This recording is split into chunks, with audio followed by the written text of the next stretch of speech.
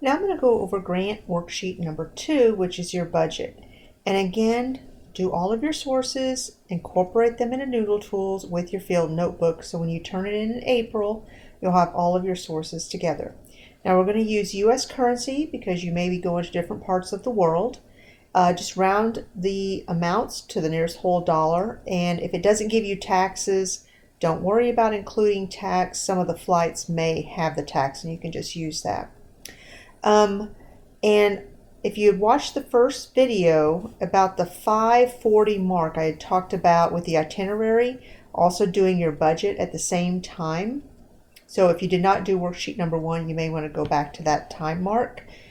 And because it just makes it a little easier to do the itinerary for your flights and this part cost of the travel at the same time. Just make sure you read all of the little directions here.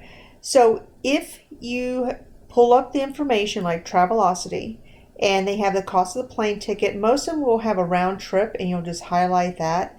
If it's only a one-way trip, you'll highlight that for the cost. And then keep in mind when you do your final project, the cost may be different coming back, so you might want to jot that down somewhere. So this will be the cost, round to the nearest whole number.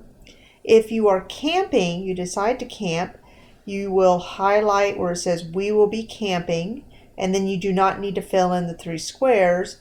But what I do need to see is under the cost of equipment, at least one of the 5 items needs to be something you would use for camping, such as a tent. And that's stated up here in bullet number 3.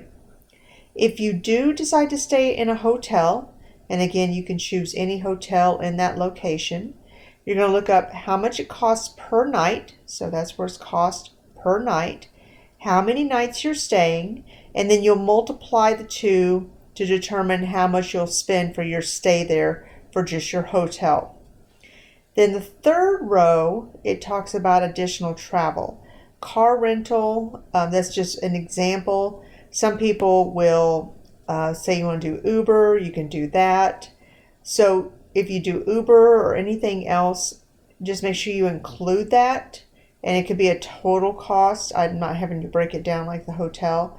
So it's either going to be a yes or no. If you're camping, you probably don't need a car rental. I've even had some people in the past, they were able to get their flight close to the location because there's no near airports, and they actually rented a private plane to travel the rest of the way. So there's a lot of options for that last one. And then you'll go through for your travel subtotal and you'll add everything else up and then just round to the nearest whole number. So that's your travel. The cost of equipment, you need to have 5 items. And then each person in your group will have 5 different items. You need to communicate on this part. So if you decide you're going to use a computer, only one person in your group can list computer on this sheet when they turn it in. And the other thing you need to do is be very, very specific. You can't just put computer. The second bullet here, for example, I would type Microsoft Surface Pro computer, and then I would put the amount and just round to the nearest whole number. Don't worry about taxes. So make sure you take a look at all of these bullets. So on our class page, if I go to that, under grant worksheet number 2, the only thing I have listed under that is if you need to get to the video directions, which I also have on OneNote. But as far as sources, I already talked about how to get to Travelocity when I talked about grant worksheet number 1, so I'm not going to do that again. And of course, when you're looking up equipment, do like Best Buy, any kind of store like that.